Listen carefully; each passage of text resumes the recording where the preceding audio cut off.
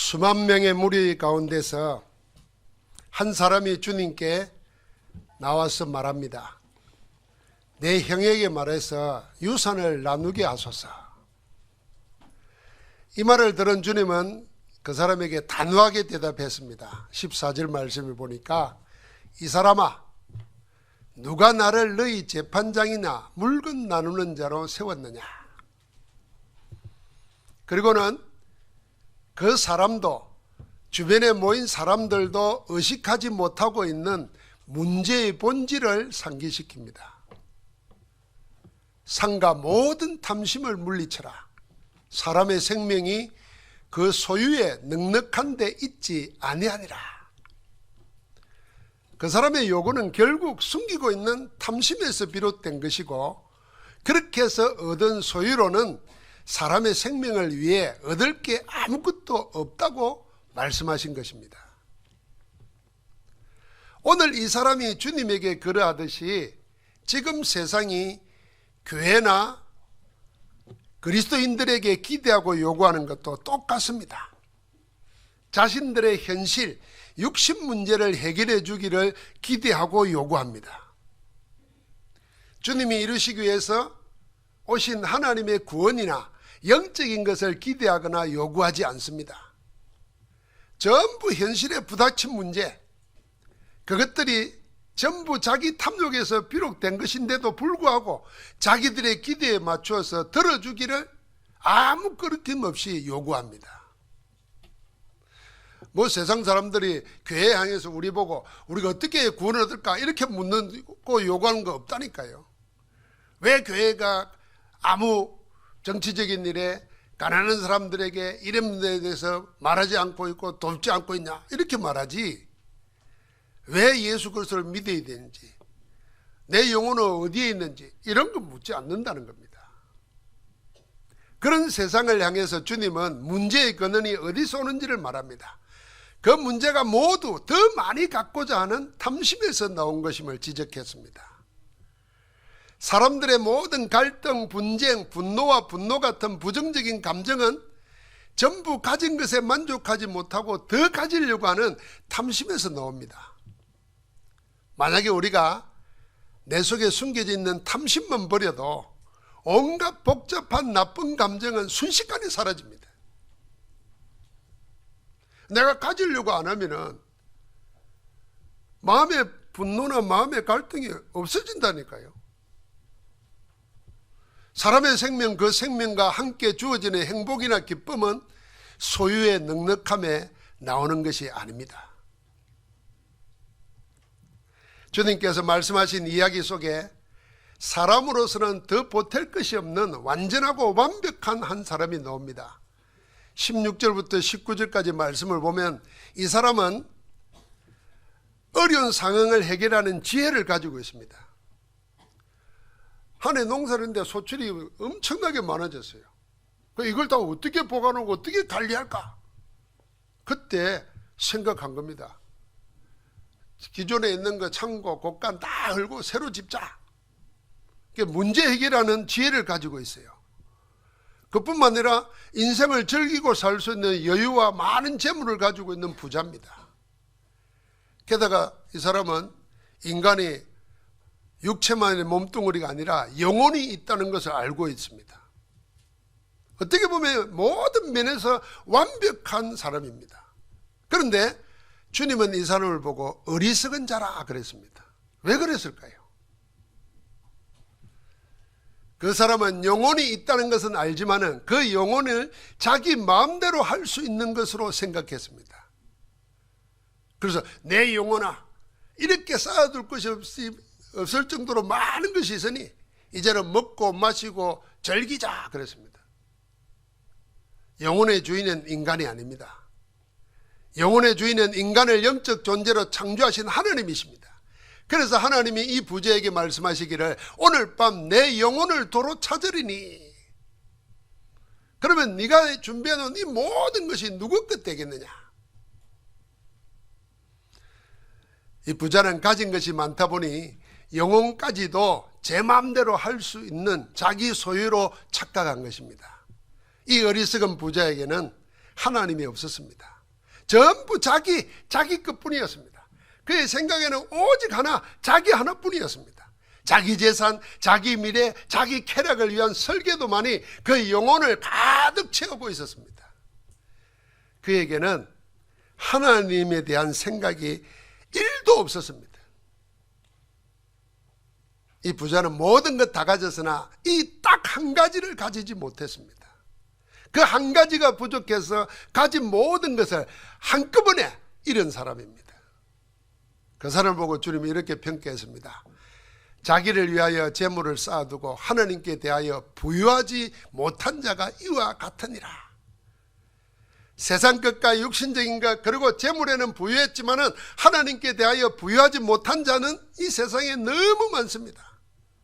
어쩌면 세상 사람은 그 마음에 하나님이 없기 때문에 전부 다 하나님께 대하여 부유하지 못한 사람들입니다. 그렇다고 하면 교회 안은 어떨까요? 하나님께 대해서 얼마나 부유할까요? 아니면 세상 사람처럼 몸은 교회에 있지만은 하나님이 아니라 세상 것으로 가득 차 있지는 않은가? 하나님께 대하여 부유하지 못해서 늘 불신앙, 염려, 근심에 헤매고 있는 영적 상태로 살고 있지는 않은가? 우리는 살펴야 됩니다. 오늘 주님은 오직 한 가지, 하나님께 부유한 자들에게 풍성한 하나님 나라의 비밀을 약속으로 주셨습니다. 22절 말씀부터 30절 말씀을 한번 깊이 묵상하는 마음으로 다시 한번 읽어보면 좋겠습니다. 저는 혹 복잡한 일이 생기고 마음에 염려이 생기고 미래에 대한 생각들이 걱정으로 차면은 이 산상순의 말씀, 또 주님이 하신 말씀, 이 말씀을 읽습니다. 읽다 보면 내가 진짜 이 말씀을 하나님이 내게 주신 말씀으로 믿느냐 안 믿느냐, 믿으면은 내가 하고 있는 모든 염려, 근심, 계획 다 이게 부질없는 거다. 왜 하나님을 바라봐야지? 이런 생각이 절로 생겨요. 쉽게 말하면 믿음이 절로 생겨요. 한번 읽어보겠습니다. 우리 22절부터 30절까지 다시 한번 읽어보십시다. 또 제자들에게 이르시되 그러므로 내가 너희에게 이르노니 너희 목숨을 위하여 무엇을 먹을까, 몸을 위하여 무엇을 입을까 염려하지 말라. 목숨이 음식보다 중하고 몸이 의복보다 중하니라. 까마귀를 생각하라. 심지도 아니하고 거두지도 아니하며 골방도 없고 창고도 없으되 하나님이 기르시나니 너희는 새보다 얼마나 더 귀하냐. 또 너희 중에 누가 염려함으로 그 키를 한 자라도 더할 수 있느냐. 그런즉 가장 작은 일도 하지 못하면서 어찌 다른 일들을 염려하느냐. 백합화를 생각하여 보라. 실도 만들지 않고 짜지도 아니하느니라. 그러나 내가 너희에게 말하노니 솔로몬의 모든 영광으로도 입은 것이 이 꽃 하나만큼 훌륭하지 못하였느니라. 오늘 있다가 내일 아궁이에 던져지는 들풀도 하나님이 이렇게 입히시거든. 하물며 너희일까 보냐. 믿음이 작은 자들아, 너희는 무엇을 먹을까 무엇을 마실까여 구하지 말며 근심하지도 말라. 이 모든 것은 세상 백성들이 구하는 것이라. 너희 아버지께서는 이런 것이 너희에게 있어야 할 것을 아시느니라. 아멘. 이 말씀에 보면 세 가지 큰 메시지가 있습니다. 첫 번째는 우리를 보고 아무것도 염려하지 말라 했습니다. 하나님께 부유한 자는 세상 사람들이 염려하고 근심하는 문제, 목숨을 부지하기 위해서 뭘 먹고 살지, 어떻게 하지, 걱정하는 모든 것에 대해서 너희는 염려할 것이 하나도 없게 하겠다. 그렇게 보장해 주신 겁니다. 하나님이 보장한다는 겁니다. 왜 하나님이 염려할 것이 하나도 없게 하십니까? 그 확실한 근거를 두 번째로 말씀하셨습니다. 28절에 보니까 하나님이 이렇게 하시거든. 하물며 너희일까 보냐. 그 앞에 뭐가 나오죠? 까마귀가 나오고 백합화 꽃이 나오고 들풀이 나옵니다. 주님 우리에게 이렇게 말씀하시는 것 같지 않습니까? 이 말을 듣는 너희가 누구냐? 너희는 너희 자신을 뭐라고 생각하느냐? 너희는 공중의 새가 아니다. 너희는 오늘 있다가 내일 아궁이에 던져지는 그런 이름 없는 들풀이 아니다. 너희는 너희 자신을 알아라. 너희는 너희다. 너희는 창세전에 택함을 받은 하나님의 자녀다. 너희는 피로 값주고 산 그리스도의 사람이다. 너희는 성령께서 지금 이 순간도 세밀하게 함께하며 인도하는 성령의 사람이다. 너희는 너희를 성삼위 하나님 안에서 제대로 알아라. 그러면 아무 염려도 근심도 할 것이 하나도 없다는 것을 알 것이다. 이렇게 말하는 것 같지 않습니까? 저는 읽어 내려가다가요, 까마귀 이야기하고 백합화 이야기하고 덜풀 이야기하다가 하물며 너희일까 보냐, 이 말에 불신앙 다 사라지는 겁니다. 그렇지. 여기 보십시오. 까마귀는 곡간도 없고 참고도 없다 그랬어요. 백합화는 실도 짜지도 않는다 그랬어요. 하나님이 이렇게 먹이시고 입히시거든 하물며 너희일까 보냐. 여러분, 우리가 누굽니까? 하나님이 여러분과 나를 택하시고 사랑하셔서 외아들 독생자를 십자가에 못 박아 죽이시고 여러분과 나를 양자 삼았어요. 하나님이 보실 때 예수 그리스도만큼 우리가 중요하고 소중해요. 믿어집니까? 내가 그런 존재라는 걸 발견 못하면요, 우리는 불신앙자와 똑같습니다. 세상 사는 거 다를 게 없어요. 왜 염려하고 근심하느냐? 너희가 누구냐? 이렇게 말하는 겁니다. 한번 같이 합시다. 하물며 너희일까 보냐.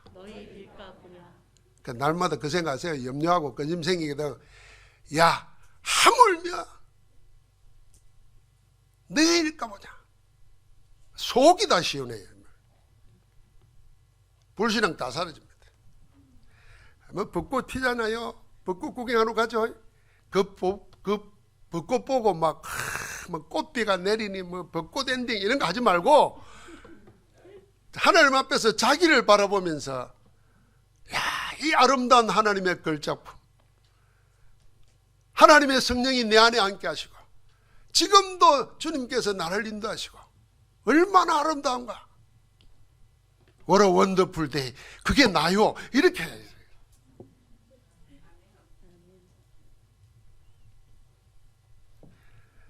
마지막 세 번째, 주님은 하나님께 부유한 자에게 세상 사람과 다른 우리를 보고 분명히 구별하여서 보장해 놓은 게 있습니다. 그게 30절이에요. 이 모든 것은 세상 백성들이 구하는 것이라. 너희 아버지께서는 이런 것이 너희에게 있어야 할 것을 아시느니라.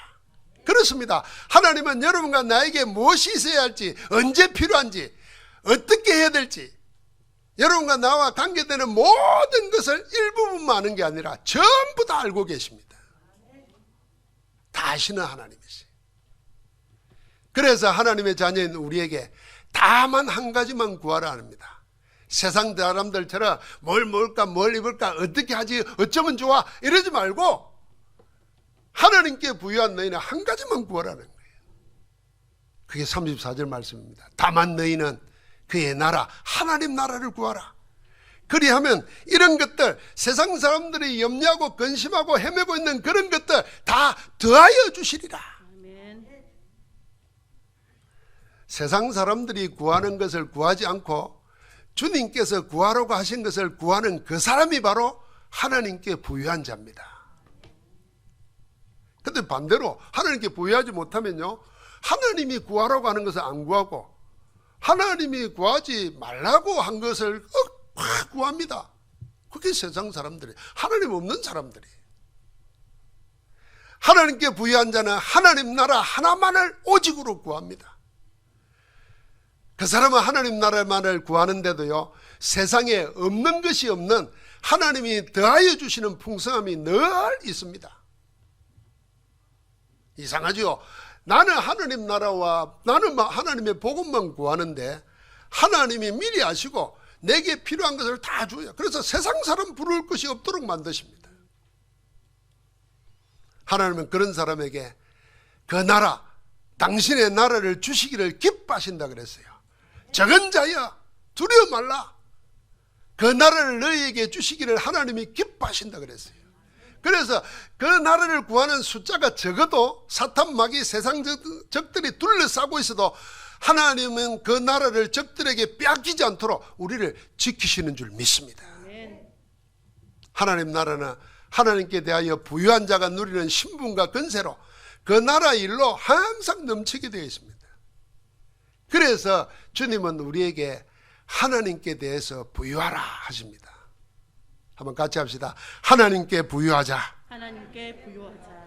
여러분, 하나님께 부유한 것이 어떤 것입니까? 세상의 소유의 부유는 돈 같으면 돈을 많이 소유해야 부유하다 그럽니다. 그러나 우리가 하나님을 소유할 수 없잖아요. 하나님은 소유물이 아니잖아요. 그럼 하나님께 부유하다는 것은 뭘까요? 하나님과의 관계가 어느 정도로 친밀한가 하는 것입니다. 자, 하나님 없는 자는 하나님이 안 계신 게 아니라 그 사람이 하나님과 관계가 없습니다. 하나님 없는 사람은 하나님이 없는 게 아니라니까. 하나님은 계시는데 그 사람이 하나님과 관계가 없어요. 하나님께 대해서 궁핍한 자는 하나님과의 관계가 소원합니다. 거리가 멀어요. 그런 사람은 하나님이 친근하지가 않습니다. 낯설고 서먹서먹하고 두렵습니다. 하나님께 대해서 궁핍한 자예요. 그럼 하나님께 대해 부유한 자는 뭡니까? 하나님과의 관계가 아주 친밀합니다. 주님이 우리를 친구라고 그런 것처럼 친밀합니다. 어느 정도로 친밀합니까? 아주 사이가 좋은 부자지간으로 말합니다. 그래서 주님은 아버지 하나님께 기도할 때 아바 아버지, 아빠라고 불렀어요. 아빠라고. 그 정도로 친근합니다. 우리가 대부분 보면은 나는 아버지하고 안 친했어요. 그래서 하나님 아버지를 안 친했던 내 아버지처럼 생각나면 싫어요. 근데 거의 많은 분들이 그런 것 같아요. 자기 아버지 생각하면 자상하고 참 기대고 싶고 이런 게 아니고 왠지 모르게 껄끄러워. 그런 게 아닙니다. 주님은 하나님 아버지를 아빠 아버지라고 그랬다. 아빠. 그처럼 친게 그게 하나님께 부유한 것입니다. 그래서 하나님께 부유한 사람은 하나님을 두렵고 무서운 분이 아니고 자상한 아버지로 대하는 아이처럼 그렇게 친밀하게 하나님을 대합니다. 그러면 우리는 어떻게 하면 하나님께 대해서 그렇게 친밀하게 되고 부유하게 될까요? 33절과 34절 말씀입니다. 너희 소유를 팔아 구제하여 낡아지지 아니하는 배낭을 만들라. 여기 낡아지지 않는 배낭이 있다 그랬습니다. 곧 하늘에 둔 바 다함이 없는 보물이니 거기는 도둑도 가까이 하는 일이 없고 좀도 먹는 일이 없느니라. 너희 보물이 있는 곳에는 너희 마음도 있으리라. 어떻게 해야 하나님과 친밀하고 하나님께 부유한 자가 됩니까? 도둑도 좀도 없는 하늘의 보물을 쌓아두라는 것입니다. 보물이 있는 곳에 마음도 있다는 것입니다. 하늘에 쌓아둔 보물은 뭐냐? 하나님을 향한 우리의 마음입니다. 우리 마음을 마치 하늘 창고에 보물 쌓듯이 항상 하나님께 두라는 말입니다. 세상에 두지 말고 육신에 두지 말고 잠깐 있다가 없어질 것에 두지 말고 영원하신 하나님께 우리 마음을 두라는 겁니다. 그게 하늘에 쌓아두는 보물입니다. 낡아지지 않는 배낭에 여러분 뭘 넣어놓으면 절대로 없어지지 않습니다. 만약에 낡아 부스러지는 배낭이 되면 다 흘러내리잖아요. 그런데 절대로 낡아지지 않는 배낭을 만들어내는 겁니다. 그게 뭡니까? 하늘나라에 보물 쌓아두는 겁니다. 마음을 쌓아두는 겁니다. 그러면 우리의 마음이 차곡차곡 쌓여서 하나님과의 친밀한 정도가 돼요. 그 친밀한 것이 부유한 자가 돼요. 부유한 자에게는 하나님이 모든 것을 책임지시는 줄 믿습니다. 우리가 성삼위 하나님께 예배하고 말씀 받고 기도하는 시간은요, 결코 낡아지는 법이 없는 배낭에 하나님과의 친밀한 마음을 담아두는 시간입니다. 이 시간이 차곡차곡 쌓여 있다가 갑자기 없어지는 것이 아니라 영원한 하나님 나라 부활로 하나님의 부유로 넘치게 되는 겁니다. 그래서 여러분 우리가 참 어떻게 그 정도로 하나 이렇게 싶지만 하루에 5분만 렘넌트는 하루에 5분만 영적 서밋 시간을 가져라. 그럼 지금 당장 무슨 일이 안 일어나도 그게 차곡차곡 쌓여가지고 어느 날 보면 내 주변에 흑암의 나라는 사라지고 빛의 나라, 하나님 나라가 나타나는 겁니다. 우리 성도들 마찬가지. 여러분 예배 왔다 가면 어떤 때는 말씀도 안 들릴 수도 있을 거예요. 어떤 때는 앉았다가 걱정만 더 잔뜩 해가지고 가면서 아이고 내가 이러려고 왜 왔지? 이런 후회하는 사람도 있을 거예요. 그러나 여러분과 내가 예배하고 기도하고 마음에 잠깐이라도 아멘했던 그 시간은 하나님은 절대로 잊어버리지 않으십니다. 그걸 하늘 창고에 쌓아두시는 거예요. 어느 날 그 모든 것이 쌓여가지고 하나님의 영광이 나타나게 될 줄 믿습니다. 우리 마음은 우리 몸이나 우리 생각보다 강합니다. 그래서 아무리 내가 생각을 바른 생각을 해도 마음이 안 내키면 못하잖아요. 항상 생각은 옳은 거 생각합니다. 근데 마음이 안 움직이면 그 생각대로 못해요. 그러니까 마음이 생각을 주장하는 겁니다. 몸도요, 마음이 움직여야 몸이 움직입니다. 사실은요, 웬만한 병은 이렇게 말한 의사들이 많아요. 일본에도 있고 우리나라도 있는데 그냥 몸 움직이고 걷기만 해도 병의 90%는 낫는다. 아예 제목이 그런 책이 있다니까요. 그런데 못 움직인다니까. 못 움직여 맨날 테레보고 들어누워가지고 뒹굴뒹굴하고 뭐 그런 사람이 뭐 기도가 있겠어요? 안 되지. 그러고 나서는 이제 운동은 안 하면서 약으로 다 하려고 그러고 병원에서 다 하려고 그러고. 그러니까 자기도 모르는 사이에 마음 뺏기지, 돈 뺏기지, 인생 다 뺏기는 거예요. 이 몸도, 몸뚱어리도 마음이 움직여야 몸이 움직입니다. 그러니까 우리 마음은 우리를 움직이는 영혼과 연결되어 있어요.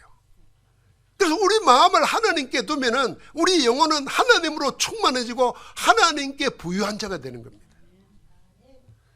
우리 마음과 영혼을 하나님께 둘 때 하나님과의 친밀성이 넘치는 하나님의 부유로 충만해집니다. 무엇으로 우리 마음과 영혼을 채웁니까? 이미 예수 그리스도 안에서 우리에게 회복하신 보좌의 축복으로 채우는 것입니다. 그게 이른바 우리가 말하는 상구삼 기도입니다. 첫 번째 삼은 뭡니까? 성삼위 하나님과 하나님이 주시는 5가지 힘, 영력, 지력, 체력, 인력, 경제력, 이걸 생각하는 영적 기도입니다. 여러분 하루를 살면서 누구를 가장 많이 생각합니까? 아마 손주 있는 사람들은 손주가 제일 생각날 거예요. 나는 아까 그 수지 영상 노는데 보니까 우리 손주가 어디 있는가 보니까 그거 있더라고. 여러분 눈에 안 보일 거예요. 만약에 우리가 그런 시간만큼 하나님을 생각한다 생각해 보십시오. 어떤 사람은 사람 생각 못합니다. 문제 얽혀가지고 그 문제 어떻게 할지 그 생각만 합니다. 그러니까 병들고 죽는 겁니다. 그래서 우리 기도의 첫 번째는 뭐냐면 삼은 뭐냐? 성삼위 하나님. 여러분과 나를 창조하시고 우리 생명을 주관하고 계시고 우리를 구원하신 하나님과 그리스도와 지금도 우리에게 영으로 역사하시는 성령님, 성삼위 하나님이 지금 내 안에 이 보좌의 축복을 찾아 누리는 겁니다. 두 번째는 보좌의 축복 9가지입니다. 하나님이 우리에게 주신 삼생명, 하나님의 형상으로 만들어졌어요. 여러분과 나에게는 하나님이 동물에게는 없는, 불신자에게는 없는 하나님의 생기, 생명이 들어와 있어요. 이 형상과 생명을 찾아 누리면 에덴 동산을 통치하는 아담의 축복이 우리에게 되는 겁니다. 이 생명을 찾는 거예요. 그러면 하나님께서 어떻게 합니까? 삼초월의 역사를 하십니다. 보좌의 능력으로 함께 하시고 시공간을 초월합니다. 그거는 2, 3절 살리는 빛의 정도로 드러나게 되어 있습니다. 하나님이 그렇게 하신다니까요. 그러니까 우리 생에 한 번도 없는 전무후무한 응답이 나와 섬기는 교회와 현장 속에 내 삶을 통해서 나타나는 겁니다. 그게 우리 인생이에요, 사실은. 그럼 마지막 세 번째가 뭐겠습니까? 그게 하나님의 시간표입니다.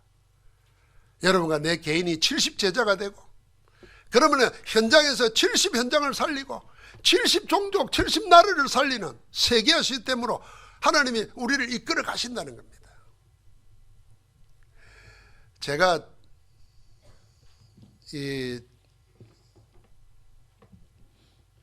비행기를 타본 게 신학교 졸업여행 때 제주도 간 게 처음이었어요. 그러니까 공항이 날 낯설잖아요. 근데 제가 모시는 목사님이 매주 부흥회를 다녔어요. 그러니까 제가 부목사로 있을 때 운전해가지고 김포공항을 이렇게 모시고 갔단 말이에요. 그 목사님이 나보고, 이 목사, 공항 자주 못 나오지. 이제 공원 나왔으니까 앞으로 공항 늘 나오게 될 거야 그러더라고요. 그분 그러고 돌아가셨어요. 근데 다락방 전도운동 하면서 공항이 뭐 버스 터미널보다 더 많이 갔더라고요. 이 생각을 보면 이거는 내 인생 스케줄이 없는 거예요. 복음 때문에, 전도 때문에 하나님이 나 생각과 내 스케줄과 관계없이 이끌어 가시는 거예요. 여러분과 나도 그렇다는 거 알아야 됩니다. 자, 내가 이제 이 나이 됐고 뭐 퇴직하고 지금 나고 뭐 하냐? 그 세상 사람들이 말하는 걸로 꽉 차 있어요. 그렇지 않습니다. 하나님이 복음 가진 전도자 인생에게는요, 하나님이 가지고 있는 게 있어요. 그래서 세상 거 자꾸 생각하지 말고 하나님이 어떻게 하시는 것 속에서 나를 집어넣어야 돼요. 그 스케줄 속에. 그러면 여러분은 은퇴해도요, 제자 키우는 일을 할 수 있어요. 237 나라 5천 종족의 여러분을 가지고 있는 메시지 듣고 싶어가지고 발부둥 치는 사람이 수도 없이 많아요. 그러니까 우리는 다른 인생이 되는 겁니다. 그게 세 가지 전무후무예요. 하나님이 이끌어 가시는 겁니다. 이 기도가 너는 하나님 나라를 구하라 했던 그 하나님 나라를 구하는 기도입니다. 이 기도가 지금 나와 우리와 우리의 모든 것에 함께 하시는 성삼위 하나님을 누리는 기도입니다. 여러분, 내가 이 기도를 24 할 때 바로 그것이 하나님으로 부유하게 되는 시간입니다. 하늘의 보화를 쌓는 시간입니다. 낡아지지 않는 배낭에다가 영원한 보화, 우리 마음을 담아두는 영적 시간입니다. 이 24 기도가 우리 삶으로 체질화되면 위로부터 임하는 하나님의 능력으로 옷 입는 25의 응답과 절대로 없어지지 않고 영원한 증거로 되는 영혼의 응답이 같이 옵니다. 그때 여러분과 나는 하나님께 부유한 자가 됩니다. 자, 우리는 이 어리석은 부자처럼 돈이나 재물이나 많이 가지고 있으면 든든해하고 그게 사라지면 불안해하는 그런 연약한 존재들입니다. 세상이 그렇게 교육을 시킵니다. 우리 목사님들하고 이렇게 나이도 나이가 되잖아요. 그래서 이야기하다 보면은 말을 합니다. 사실 시골 같은 데 이렇게 가보다 보면 살려고 하면은 지금 국가에서 주는 연금만 가지고도 살 수 있다. 전도 아니라면은 뭐 차 타고 나갈 일도 없고 비행기 탈 일도 없고 옷 해입을 일도 없고 수영 깎을 일도 없어. 더 사람하게죠. 그냥 국가에서 주는 연금만 가지고도 농사 짓고 먹고 살 수 있잖아요. 없습니까? 살 수 있어요. 그리고 우리가 정말 물질 때문에 염려 근심하는 사람들은요, 지금 있는 옷만 내다 팔아도 하루는 먹고 살 거요. 쓸데없는데 보는 게 얼마나 많아요. 그런 시간에 그런 마음에 하나님께 부유한가, 내가 하나님과 얼마나 친밀한가, 내가 하나님으로 인해서 만족하고 행복하고, 그 생각만 해보시라니까요. 그걸 차곡차곡 쌓는 겁니다. 그럼 어느 날 여러분과 내 마음속에요, 성경이 말했잖아요. 폭풍이 와도, 위험이 와도, 사방에 적들이 둘러싸여도 여호와의 이름으로 그들을 끊으리로다. 이기게 되는 역사가 일어납니다. 사랑하는 성도 여러분, 그때 여러분과 나는 하나님께 부유한 자가 돼서 하나님과 함께 인생 여정을 가는데, 그게 남은 자요, 순례자요, 정복자로 하나님과 함께하는 영적 여정의 인생을 사는 것입니다. 이제 우리 모두 예수 그리스도 안에서 하나님께 대하여 부유한 자로서 237 나라 5천 종족 후대 렘넌트 복음화를 위하여 예배자 응답자 전도자로 깃발 두고 나가시기를 우리 주 예수 그리스도 이름으로 축복합니다. 아멘. 하나님 감사합니다. 우리를 세상 사람과 다른 하나님의 심중 안에 있는 택한 백성으로 삼아주시니 감사합니다. 오직 하나님 나라만 구하여 하나님께 부유한 자가 되어서 세상에 염려할 것 걱정할 것 하나도 없이 하나님이 채우시고 하나님이 인도하시고 하나님이 지키시는 복된 자로 살게 하옵소서. 지금도 하나님 없어서 세상 끝에 모든 것 다 가지고 있지만 하나님 하나 없어서 복음 하나 없어서 멸망을 향하여 다름박질하는 237 5천 종족 살리는 전도자로 세워 주옵소서. 그 일을 이루고 계시는 우리 주 예수 그리스도 이름으로 기도하옵나이다. 아멘.